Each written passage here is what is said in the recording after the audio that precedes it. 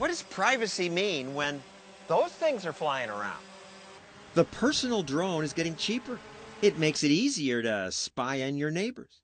But before we get to drones, let's start with the big story. New revelations about the federal government's spying on our phone lines. Edward Snowden's lawbreaking revealed that the NSA keeps a record of most every phone call Americans make. Learning that makes lots of people mad. Get a specific warrant based on probable cause or stay out of our lives. What you do on your cell phone is none of their damn business. Senator Rand Paul has sued the government for collecting those phone logs without getting warrants for each person. I think there is a Fourth Amendment protection to your records. The Fourth Amendment forbids unreasonable searches and seizures. When they passed that, they were thinking about the British soldiers coming into your home, going through your drawers. Right. This is just data mining. Here's the problem, is they'll tell you they're protecting us, they have privacy controls in place, but I've got a news flash for you. Sometimes the government doesn't tell the truth. I can't understand what Rand Paul is yelling about. With all his talk, with all his yelling that he does, there's not one example of political abuse. He says political abuse because the NSA admits to abuse called love int. An NSA employee monitored 9 phone numbers associated with female foreign nationals. The guy's checking up on his girlfriend. I mean, that happens all the time. You got people in the phone companies doing that. You have police officers, FBI agents. Anytime there's access to something like this, there's the potential for abuse. In these cases, these guys were caught. The NSA disclosed it. So how much haven't they disclosed? You can say that about every law enforcement agency in the country. Government tells us that NSA spying saves lives. The NSA says it prevented a plot to bomb New York City's subways and prevented a Somali immigrant from sending money to terrorists in Somalia. 54 potential terrorist attacks were foiled. They said these were terrorist things we prevented. On cross-examination before the committee, every one of them was eviscerated.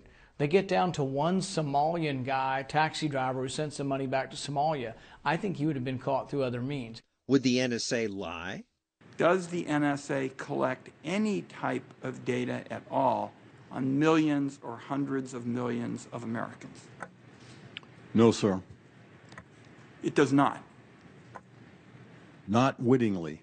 Yet the NSA does, and quite wittingly. He lied. No, he didn't. This was a classified, secret program that we did not want the enemy to know about. General Clapper, if he had time to prepare, I'm sure he could have given a better answer.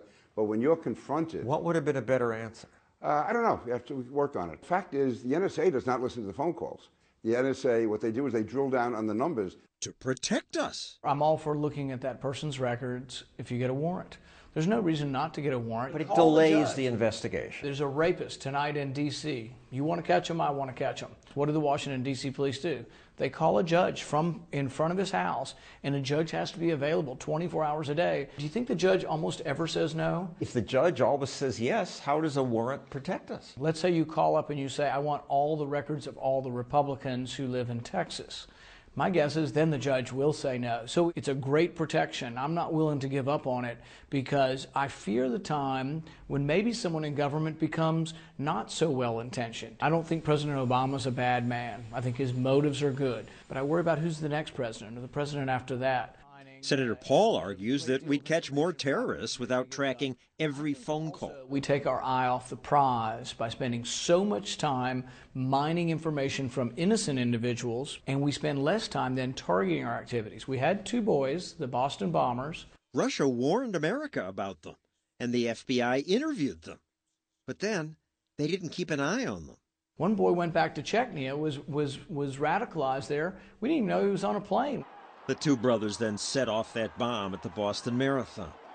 They're so busy tapping our phones, they don't pay attention to what they ought to pay attention to. The fact is, it doesn't take any effort to collect it. It's there. But if we see a terrorist phone number from overseas coming into the U.S., then we can track that down. Do you ever worry about the police going too far in these cases, that America becoming like a police state? Oh, sure. And that's... We're not even close to that? Not even close. We are close, says technology writer Kurt Knudsen. We have these little cameras, John, on our phones, on our tablets, on our iPads. On my computer, a light goes on and at least tells me that the camera's on. Not when a hacker has control of it, or in one case, the FBI. The police can turn this on remotely without the light going on and spy on us. Well, first of all, I don't know if the police can do that or not. The NSA is not doing it, that's for sure. But they can, and but they're not, though. There's no instance that they're having. As far as we know, and more of the stuff. Yeah, but see, that feeds into paranoia. As far as we know, I mean, for all I know, you could be spying on me. You could have left all sorts of bugs around my office here. How do I know that you didn't do it? The FBI did admit to secretly spying through a laptop, and when you're on your cell phone, they know where you are. They can turn on the microphone at any given moment, even though you've turned your phone off. They can still operate the microphone to listen to what's going on around your phone. That's scary. And perhaps equally scary is that now your neighbor can buy one of these, a personal drone.